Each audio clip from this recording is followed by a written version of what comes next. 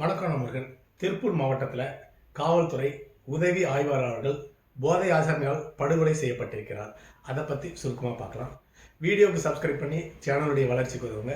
கூடவே பெல் பட்டனை ஆன் பண்ணி வைங்க. அப்போ தான் சேனலில் போடுற வீடியோ உங்களுக்கு நோட்டிஃபிகேஷன் கிடைக்கும்.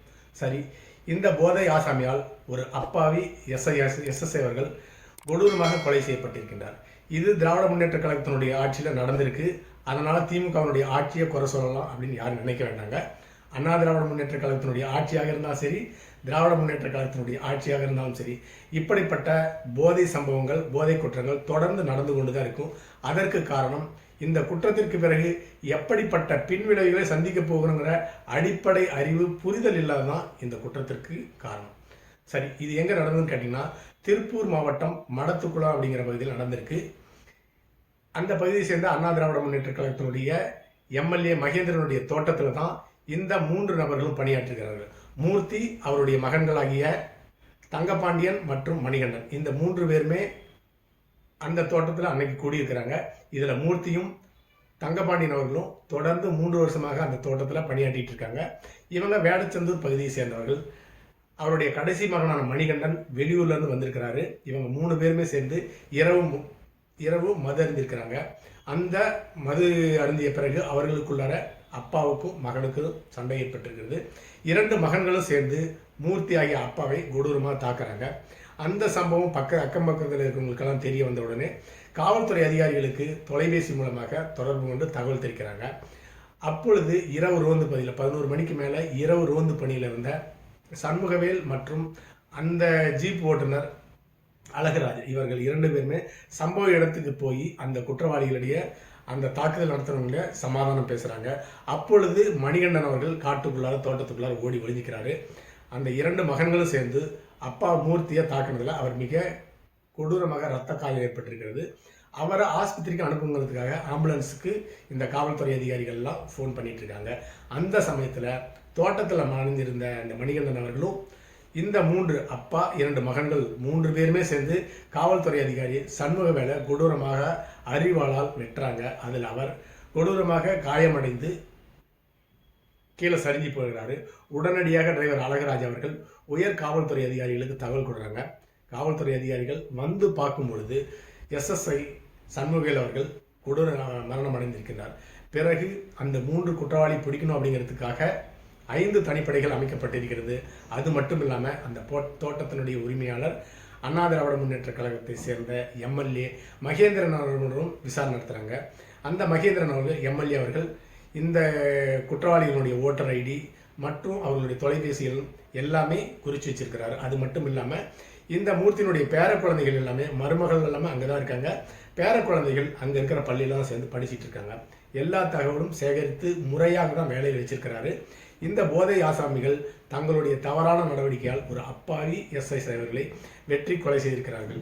இந்த சம்பவத்திற்கு தமிழக அரசு கண்டனம் தெரிவிச்சிருக்கிறது. முதலமைச்சர் மு.க. ஸ்டாலின் அவர்கள் 1 கோடி ரூபாய் நிவாரணமாக வழங்கியிருக்கின்றார். பணம் கொடுத்தா எல்லாமே சரியாயிடுமான்னு கேட்டிங்கன்னா சரியாக போகிறதில்ல. வேறு எதுவும் செய்யவும் முடியாது. போன உயிர் போனது தான், திரும்பி வரப்போவது கிடையாது. இந்த சம்பவத்துக்கு காரணம் ஒரு போதைக்கு ஒரு அப்பாவினுடைய உயர் படியாகி இருக்கிறது. 57 வருஷம் காவல்துறையில் கடுமையாக இரவு பகல் பாராமல் உழைச்சிருப்பாரு. இப்போ பதவி உயர் பெற்று எஸ்எஸ்ஐயாக இருக்கிறார். 57 வருஷம் உழைச்சவர் ரிட்டையருக்கு இன்னும் 1 வருஷம் தான் இருக்குது. அப்படி கடுமையான உழைப்புக்கு பிறகு இன்னும் 1 வருஷம் கழிச்சு ஓய்வுக்கு பிறகு என்னென்ன திட்டமெல்லாம் வச்சிருப்பாரு. அப்படி ஓய்வுக்கு பிறகு படிக்கிற பணத்தில் வீட்டில் என்னென்ன சந்தோஷமான காரியங்கள் நடத்தணும், வீடு வாங்கணும், ஓய்வுக்கு பிறகு ஒரு அமைதியான வாழ்க்கை 57 வருஷம் ஓட்டியாச்சு, ஒரு அமைதியான வாழ்க்கை வாங்கலான்னு சொல்லிட்டு மிகப்பெரிய கனவோட திட்டத்தோடு இருந்திருப்பார். இப்படிப்பட்ட நேரத்தில் இந்த 3 அப்பாவி குற்றவாளிகளுடைய போதையின் காரணமாக ஒரு அப்பாவி எஸ்எஸ்ஐனுடைய உயிர் பறிபோகப்பட்டிருக்கிறது. இந்த போதை குற்றவாளிகளுக்கு போதையில் இருக்கும்போது என்ன சொன்னாலும் ஏறப்போகிறது கிடையாது. டாஸ்மார்க் சரக்கு அடித்ததுக்கு இந்த அளவுக்கு போதையில் தலைக்கேறி குற்றம் செஞ்சுருக்காங்கன்னா, மெத்து, கஞ்சா, ஹெராயின் இதெல்லாம் உபயோகப்படுத்துகிற குற்றவாளிகளிடமே சொல்லவே தேவையில்லை. எந்த நிலையில் இருக்கும், எப்படி இருக்கும், எப்படிப்பட்ட குற்றம் செய்கிறது அவங்களுக்கு சுத்தமாக தெரிய போகிறதில்ல. அவ்வளவு மோசமான போதைப்பொருள் தற்பொழுது இந்தியா முழுக்க தமிழகத்தில் பரவலாக பரவி இருக்கிறது. இந்தியாவிலேயே மிக முன்னேறிய மாநிலம் அப்படின்னு சொல்லி பார்த்தோம்னா தென்னிந்தியாவை சேர்ந்த ஒரு 4 மாநிலம் தான் தமிழ்நாடு, ஆந்திரா, கேரளா, கர்நாடகா. இந்த 4 மாநிலம் தான். இந்த 4 மாநிலத்திலையும் தமிழ்நாடு தான் முதன்மையான முன்னேற்றமான மாநிலமாக இருக்குது.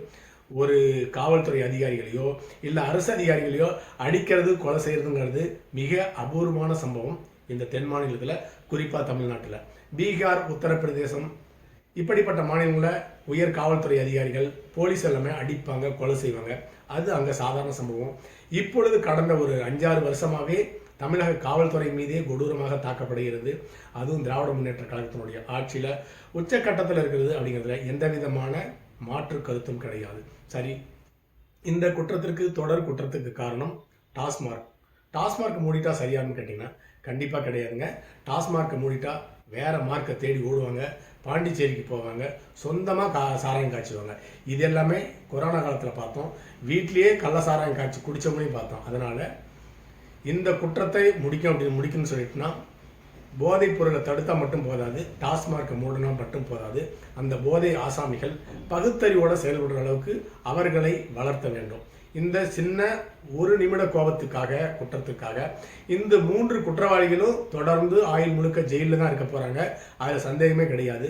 குற்றம் செஞ்சவங்க ஜெயிலில் இருக்கலாம், தப்பு கிடையாது. ஆனால் எந்த விதமான தவறும் செய்யாத குற்றங்களை தடுக்கக்கூடிய ஒரு காவல்துறை அதிகாரிக்கு எவ்வளோ மன உளைச்சல் இருக்குன்னு நீங்கள் நன்றாக புரிந்து கொள்ளலாம். சாதாரணமாக நம்ம வேலைக்கு போகணும், சம்பாதிக்கிறோம். அதிகமாக சம்பாதிக்கிறோமா, கம்மியாக சம்பாதிக்கிறோமா, இல்லை சேஃப்டியான வாழ்க்கை, இதெல்லாம் நம்மளுக்கு பெருசு கிடையாதுங்க.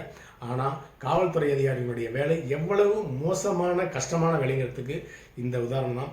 3 அப்பாவிகளால் ஒரு அப்பாவி காவல்துறை அதிகாரி, அதுவும் ஓய்வு பெறுவதற்கு 1 வருஷத்துக்கு முன்பாக வெட்டி கொலை செய்யப்பட்டிருக்கின்றார். இப்படிப்பட்ட தவறு நடக்காமல் இருக்குன்னு கேட்டிங்கன்னா, இதை போன்ற போதைப்பொருள் பயன்படுத்துபவர்கள் இந்த குற்றத்தை தவறுதான் செஞ்சுட்டா அதற்கு பிறகு எப்படிப்பட்ட பின்விளைவுகள்லாம் சந்திக்க போகிற பகுத்தறிவு அவர்களுக்கு வரும் வரை இதை போன்ற குற்றங்கள் தொடர்ந்து நடந்து கொண்டிருக்கும். அண்ணா திராவிட முன்னேற்ற கழகத்தினுடைய ஆட்சி, திராவிட முன்னேற்ற கழகத்தினுடைய ஆட்சி என்ற பாகுபாடு கிடையாது. பகுத்தறிவு இல்லாததான் இதற்கு காரணம். அடுத்த பதிவில் சந்திக்கலாம். நன்றி.